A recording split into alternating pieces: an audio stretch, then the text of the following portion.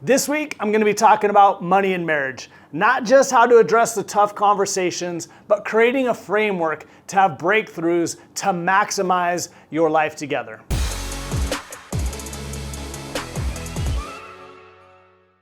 This week, we're going to talk about money and marriage. It's a tough conversation for a lot of people. A lot of people focus on the negativity. We know the stats around marriage and money and divorce. Even for the happily married couples, you've had those disagreements about what should be a goal or how somebody may or may not have been spending money. But we really want to focus this week on, certainly addressing concerns, but also all the exciting places that both spouses can get to by just focusing on a few key concepts. What's standing in our way? Well, there's a lot of challenges, right? How we were each raised with money and what we bring in is going to be a challenge. We're usually not speaking the same language.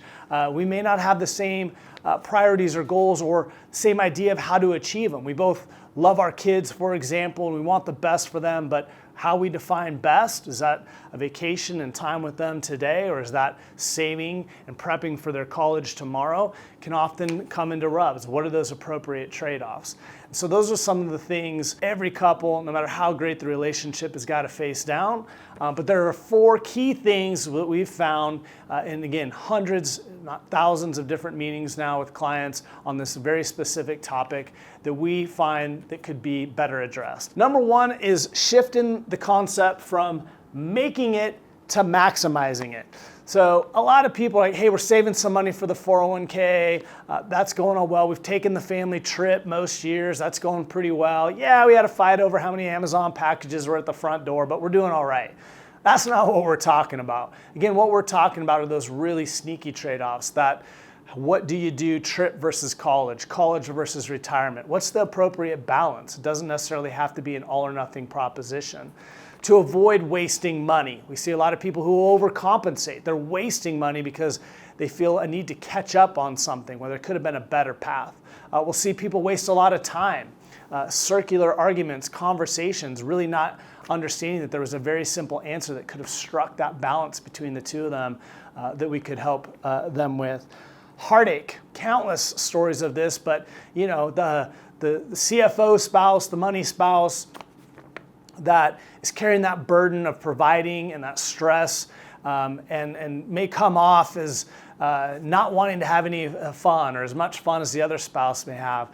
Walking through that with the couple, all of a sudden that person starts to unburden how they've been feeling, and you see the other spouse begin to melt as they realize, again, how it may have come off at the time, may or may not have been loving or understood, but it was coming from a good place. What's that balance we can strike where the one person can feel still secure as a provider, and at the same time, the other spouse can feel heard in terms of the lifestyle they want them and their family to lead.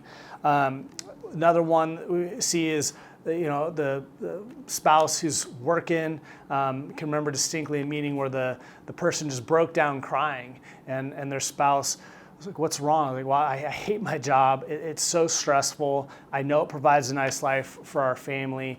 And to hear the other spouse say, "I don't want you carrying that burden. I don't want that to happen." They just both sat there and wept in our office for this newfound understanding that finally was able to come out. Those are some of my favorite memories, as difficult as it can be to be a part of, because you see people just get to so much better place. The second one is you're not speaking the same language. We'll see things, whether it's leave a legacy, prepare for something unexpected, spend more time with family. To one spouse, that might be a vacation today. To someone else, it might be an early retirement tomorrow to spend time with the grandkids. They're both loving the children. They're both coming from the same place. Got to figure out a balance between those 2 items.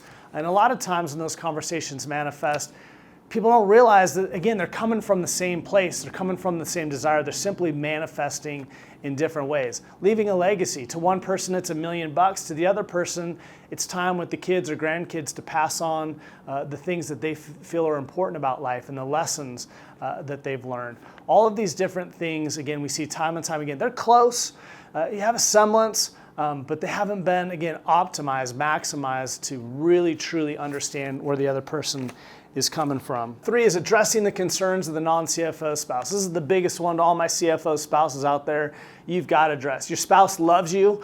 They love that you take care of something that they're not interested in, the financial plan, the budget, paying the bills, etc. I'm telling you, after hundreds of meetings, they're carrying a latent anxiety around what happens should anything happen to you. And so you may be capable of building the great plan.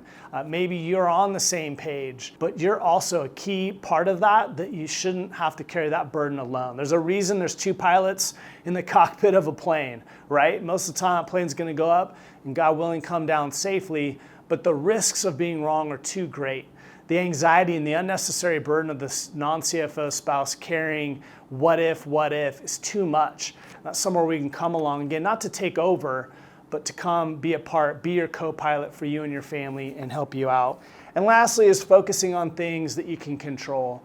Again, sitting down, having these conversations, lassoing the non-CFO spouse to come in and have a meeting, very difficult, we get it. Lots of different aspects of this can be difficult, but so worth it and such a better use of your time and energy than focusing on what the stock market may or may not have done, whether your boss has recognized that you should be getting a raise, a lot of the different things that, again, people spend their time on in avoidance of dealing with all these prior issues. Here at 10 Capital, we put a ton of time. This is so critical to what we want to do. Financial plan, yes, but having both spouses understand it. That's why we do a lot of our events, just to show that, hey, we are people who have a heart, not just for this business, but for our clients. We want to build those genuine relationships. We want you to feel understood as who you are.